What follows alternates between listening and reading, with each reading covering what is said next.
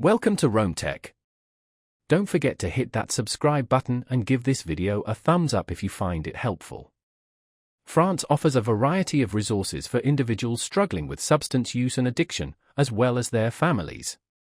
These resources include specialized treatment centers, counseling services, and support groups. Finding the right help can be challenging, so this overview will explore some key organizations and services available in France. The website findahelpline.com provides a comprehensive directory of helplines and resources specifically for France. Navigating this directory can assist you in locating services related to substance use, ranging from prevention and early intervention to detoxification and long-term recovery support. This platform serves as a crucial starting point for accessing relevant information and connecting with appropriate organizations. Within France, multiple organizations dedicate their efforts to addressing substance use disorders. These organizations offer diverse services, including residential treatment programs, outpatient counseling, and harm reduction initiatives.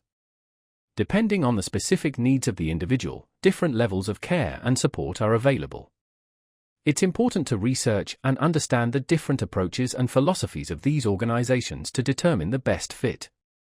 Furthermore, online platforms and forums exist that provide valuable information, peer support, and access to professional guidance.